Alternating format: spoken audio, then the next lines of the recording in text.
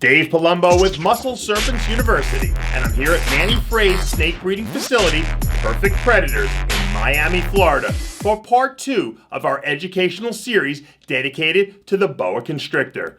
This week, we're going to talk about the various lines of pastel boa constrictor. Unlike the genetic morphs we're used to discussing that have dominant, codominant, or recessive modes of inheritance, pastel boas are line-bred traits that have evolved over countless generations of select breeding. So stay tuned as we go inside Perfect Predators.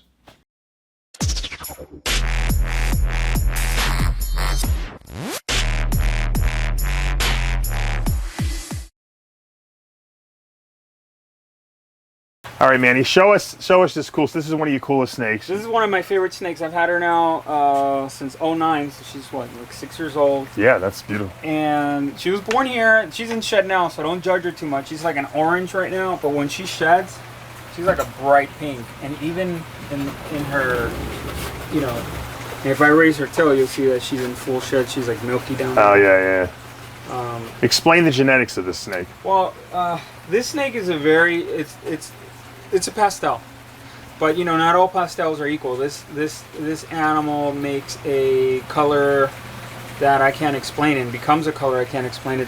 Explain what the pastel is, because it's a very it's kind of undefinable by most breeders. I asked what pastel is, and there's different lines of it, and what does it mean? It's like adding racing fuel to your car. You know, it's like adding a shot of color to your project. It doesn't necessarily give it to half the litter. Sometimes it'll be the full litter. Some better, some other than others. Sometimes you'll have a few numbers in the litter. There's no real percentage on that. But is this a line bred trait, or is it genetic? It's a bloodline line bred. Okay. You know.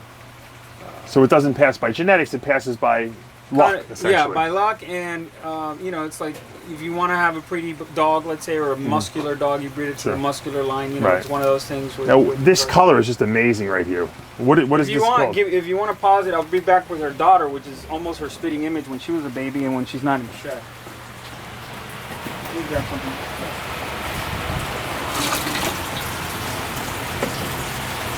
And this is the color that you know, we try to strive for. Oh wow! Now, what would you call this? What is this called? This is a flamingo line.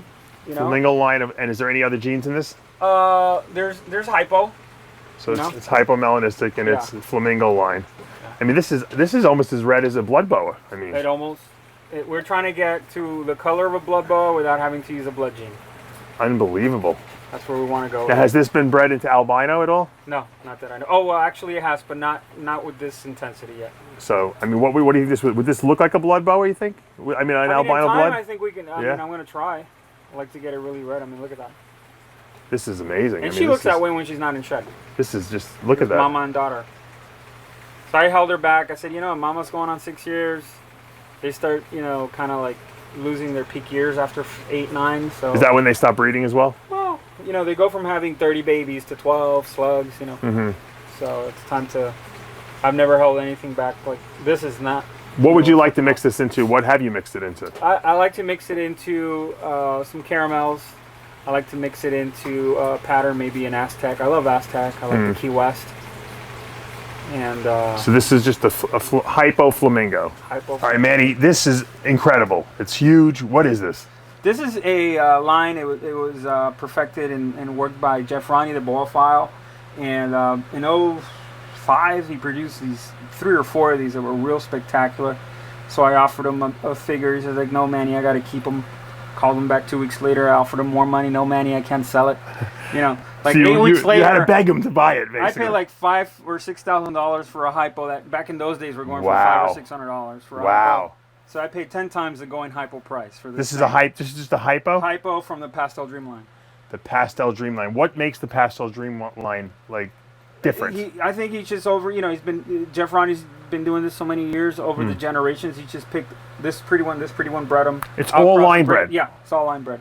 But you know, every time I breed it, I get stuff like her. So this produces consistently. I'll show you in the other room stuff that she's made. So to me, is worth his 10, 15 years that it took him to get this animal to this. You got it all in one shot. I got it in one shot. It's time, you know. That's a nice snake. Yeah. Look at that coloring. It's just wacky. It's like fluoresces almost. Leave me alone. Yeah. She's like, just feed me, right? Yeah. Spectacular. You don't see this anywhere, especially in a full-grown snake like that. Exactly. I can't even imagine what it looked like as a baby. All right, we're upstairs in Manny's facility now. I see a lot of vision racks here upstairs, and we're coming back to this pastel line because you know what? A lot of people, like I said when we talked about it downstairs, they don't understand the pastel line. There's multiple lines, but it's a line bred thing, so you don't have to worry about the genetics of it. Now, you seem to be really getting into this pretty heavily. I love it. I think it's an added gene to every project. If I can have every animal in here be some pastel line or another, I would. All right, so what do we got here that you want to show me that's so special? This is a pastel line that was, I'm not sure the backstory. I know that CHUNKU. Who's CHUNKU, first of all? He's a breeder, known as Dynasty Reptiles. I guess he imported some boas maybe once, and some animals that arrived or line bred from that arrival were then later named CHUNKU line. Gotcha. So this is CHUNKU pastel line. CHUNKU pastel with Key West. Okay, with Key West. Let's see. Key West being the ladder-ish connecting pattern. So. Oh, I see. Wow, that really is bright. Yeah. You can see it right in here too. So this is Key West with the pastel line. Correct. Unbelievable. Now, what would you breed? What have you bred this to? Last year I tried breeding her. It didn't go very well to a jungle arabesque. Okay, and it didn't. And she didn't go. No, she had. She looks like she's good size. Will you breed her this year? She had slugs. Yes, I think her weight will come back in time. I still have another 30 days down here in South Florida, so I'm gonna try. Very nice. I like to start no later than Christmas.